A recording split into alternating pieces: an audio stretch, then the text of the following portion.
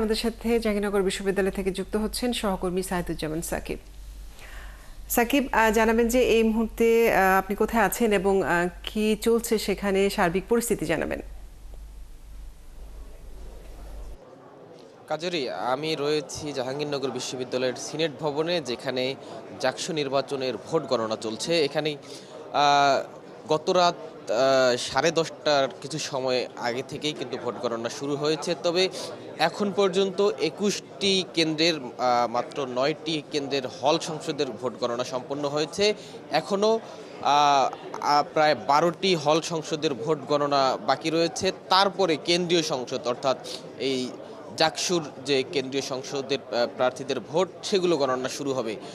বেশ সময় সাপেক্ষ আমাদের কাছেও মনে হচ্ছে, কারণ এখন পর্যন্ত ঘন্টায় একটি হলের একটি কেন্দ্রের হল সংসদের ভোট গণনা করা সম্ভব হচ্ছে। সেক্ষেত্রে এখনও যেহেতু 12টি হলের হল সংসদ বাকি রয়েছে, এরপরে কেন্দ্রীয় সংসদ, কাজে এই ফলাফল আসলে কখন হবে সেটি নিয়ে কিন্তু বেশ প্রশ্ন রয়েছে এবং সন্ধ্যা গড়াতে পারে। যদিও গতকালকে বলা হয়েছিল আজকে দুপুর নাগাদ ফলাফল ঘোষণা হতে পারে। তবে এখন পর্যন্ত যে পরিসংখ্যান, যে 9টি মাত্র কেন্দ্রের হল সংসদের ভোট গণনা সম্পন্ন করতে পেরেছে, এবং যেহেতু পদ্ধতিটা ম্যানুয়াল পদ্ধতিতে গণনা করা হচ্ছে, কাজেই সময় লাগাটা খুব বেশি অযৌক্তিক না, তারা তেমনটাই বলছেন।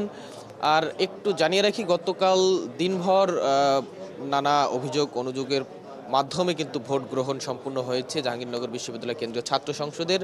এর মধ্যে প্রায় 5টি প্যানেল ভোট বর্জন করেছে। ভোটে রয়েছে ইসলামী ছাত্র শিবির এবং গণতান্ত্রিক ছাত্র সংসদ।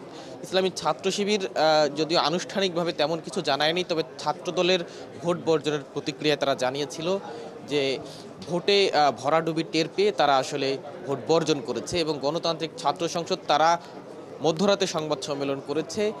অভিযোগের বিষয়ে তাদেরও কিছু ছোটোখাটো অভিযোগ ছিল, ভোটে অনিয়মের কথা তারাও বলেছে, তবে ভোট থেকে তারা সরে যায়নি। তারা বলছেন যে যেহেতু এখানে 7,000 শিক্ষার্থী ভোট প্রদান করেছে, তাদের মতামতকে তারা সম্মান জানিয়ে শেষ পর্যন্ত তারা আসলে ফলাফল মেনে নিতে চান।